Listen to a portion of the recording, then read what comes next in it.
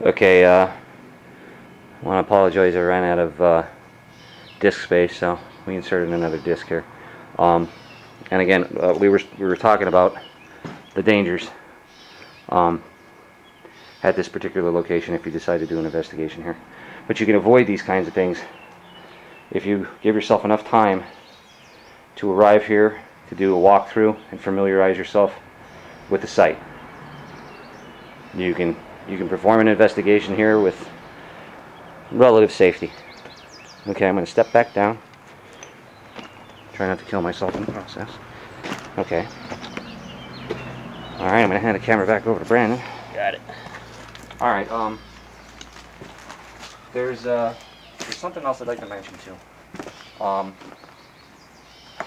Other than the excuse me. Other than the fire that took place here in 1869, there is an account in the paranormal community about 3 individuals. Now this supposedly happened after the mine fire. The people who posted it weren't particularly specific. There were 3 individuals: Abigail, Rosalind, and Henry. Now the account is that Abigail had Rosalind out of wedlock, which was at that period of time frowned upon.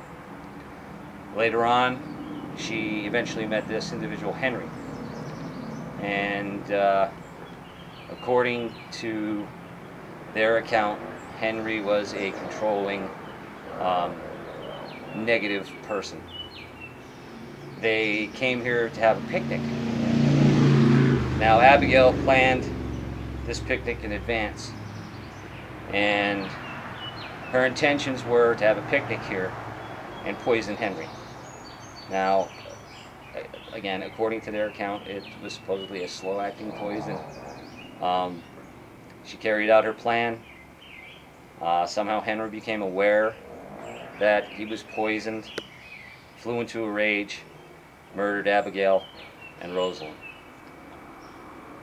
I would, from our perspective about this account, we would recommend that you look at it with an incredible amount of skepticism. And the reason we say that is, one, Abigail was a very common name among women of the time, as was Rosalind, and Henry was only 3rd to George and Charles. So these are basically names that you can pull out of the hat. And again, we would recommend that you view this account with an incredible amount of skepticism. We reviewed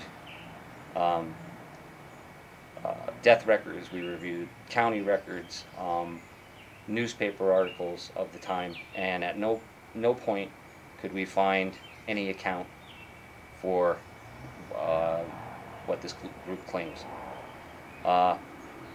Also, that they claim that this particular spirit, Henry, still remains here. They managed to cross over Abigail and Rosalind, but Henry still remains here. He's very angry, and they recommend that nobody visits this site because of that, the danger factor. Now, I can tell you we've done numerous investigations here at this location. We've never, at any point in time, come across any kind of malevolent entity, any kind of negative responses, and personally we think it's a bunch of nonsense. But don't take our word for it. Do your own research. Again, if you come here to do an investigation, allow ample enough time to do a walkthrough here. I'll give you a little bit more information. This location is roughly 4 miles south of Plymouth, Pennsylvania, which is located in northeastern Pennsylvania.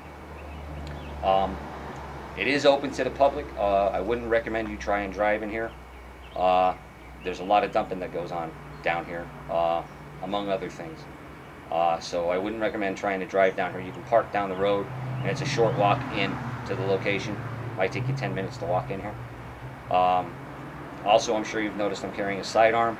The reason I'm carrying a sidearm is when we did our first investigation here, we had an altercation where somebody tried to break into our vehicle.